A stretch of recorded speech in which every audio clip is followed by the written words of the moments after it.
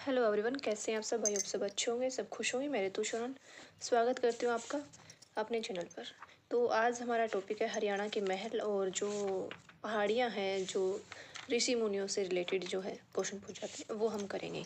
तो फर्स्ट है हमारा, इनमें से बहुत ज़्यादा क्वेश्चन आने की उम्मीद नहीं होती, मतलब आ जाता है, लेकिन जितना आएगा उसमें से मैं आपको इम्पोर्टेंट बता दूँगी। मतलब 5-6 ही है आने वाले, बाकी ज़्यादा नहीं पूछते। तो हरियाणा के महल, सबसे पहले है गुजरी महल। गुजरी महल आपका हिसार में स्थित है।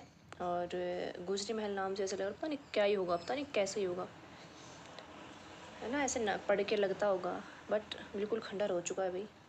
ये हिसार में स्थित है और इसका निर्माण जो है 1356 ईस्वी में करवाया गया फिरोज शाह तुगलक के द्वारा। तो इसके बारे में याद करने वाली बात यह है कि गुजरी महल जो आपका हिसार में स्थित है और इसका निर्माण फिरोज शाह तुगलक के द्वारा करवाया गया। और इस महल में जो है लाट मस्जिद भी बनी हुई है। बस यही याद करना है, इससे ज़्यादा कुछ नहीं। जल महल आपका नारनौल में यानी कि महेंद्रगढ़ में है। और इसका निर्माण कब करवाया आपको याद करने की ज़रूरत नहीं है, लेकिन इसका निर्माण करवाया अकबर के जो अधिकारी था शाह कुली खान, उन्होंने करवाया था। और ये चारों जल से घिरा हुआ है, गिरा हुआ नहीं, घिरा हुआ है। ठीक है। शीश महल जो है फरूखनगर यानी कि गुरुग्राम में, गुड़गांव में स्थित है। और इसका निर्माण 1731 ईस्वी में करवाया फौजदार खान ने। किसने निर्माण करवाया और ये कहाँ स्थित है, ये दो चीज़ें इंपॉर्टेंट है। और ये जो महल है लाल किले की नकल मानी जाती है, तो ये मोस्ट इम्पोर्टेंट है ये लाइन। बूढ़िया का रंग महल जो है यमुनानगर में स्थित है और इसका निर्माण शाहजहाँ का दरबारी था, उसने करवाया। और ये 3 मंजिल इमारत है, तो इसके बारे में याद रखना है कि बूढ़िया का महल कहाँ पर स्थित है भाई, यमुनानगर में स्थित है। पुरानी हवेली फतेहाबाद में स्थित है और इसका निर्माण फिरोज शाह तुगलक ने करवाया। आपको पता है फिरोज शाह तुगलक ने हिसार और फतेहाबाद शहर बसाया था, तो ऑब्वियसली उन्होंने करवाया। और ये हरियाणा की सबसे पुरानी हवेली है, इसको स्टार लगा लेना भाई, हरियाणा की ये सबसे पुरानी हवेली है। और एक चीज़ और, जो पीली कोठी है वो भी फतेहाबाद में स्थित है। उसके बाद है राय मुकुंद दास का छत्ता। राय मुकुंद दास कह दो या बीरबल का छत्ता कह दो, ज़्यादातर बीरबल का छत्ता पूछा जाता है और ये क्वेश्चन आया हुआ भी है HSC में, एक बार आया हुआ है ये क्वेश्चन।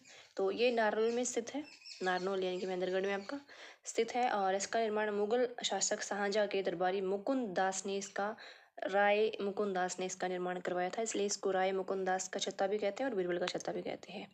किशोरी महल या 12 खंबा छतरी किसको कहते हैं, तो ये किशोरी महल या 12 खंबा छतरी कहाँ पर स्थित है, तो ये आपका होडल नहीं है, ये होडल है,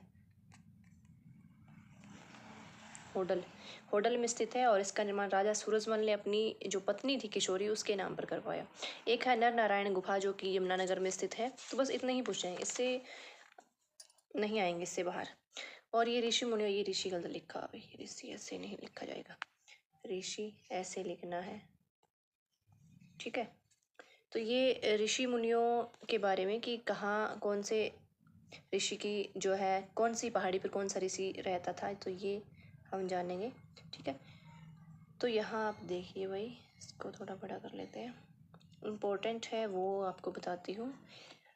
च्यवन ऋषि मोस्ट इम्पोर्टेंट है। ढोसी की पहाड़ी पर, ढोसी तीर्थ पर इनका स्थल है, ढोसी की पहाड़ी पर ये रहते थे च्यवन ऋषि।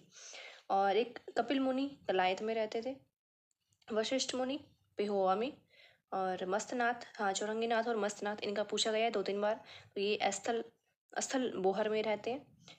और उसके बाद जो है कौन सा है, मार्कंडेय ऋषि, तो मार्कंडेय तीर्थ पर रहते थे, कुरुक्षेत्र में है ये। दुर्वासा ऋषि दुबलधन में, झज्जर में है ये। और नदीची कुबेर तीर्थ कुरुक्षेत्र में है। और जमदग्नि राखीगढ़ी यानी कि हिसार में है। तो ये इतने ही आपको ध्यान में रखने हैं, ये 5-6 है, तो ये आप याद रख लें। च्यवन ऋषि का पूछा गया है पहले भी, और चौरंगीनाथ और मस्तनाथ का पहले पूछा हुआ है, कपिल मुनि का पूछा हुआ है, तो ये आप अच्छे से कर लेना, बहुत ज़्यादा करने की ज़रूरत नहीं है। तो आज का टॉपिक हमारा छोटा सा था भाई, और कल से मैं सोच रही हूँ प्रीवियस ईयर करवा दूँ, बस सिर्फ प्रीवियस ईयर उठाऊँ, जो 2023 में हुआ था, है ना, 22 में हुआ था, वो प्रीवियस ईयर उठाऊँ मैं, क्योंकि कंटेंट बहुत हो चुका है और अभी टाइम कंटेंट पढ़ने का है भी नहीं। अभी जितना हो गया बस उतना हो गया, अभी प्रीवियस ईयर करो। तो कल से हमारे प्रीवियस ईयर ही आएंगे। फिर मिलते हैं नई क्लास के साथ, नए टॉपिक के साथ। थैंक यू, सब्सक्राइब कर लेना भाई।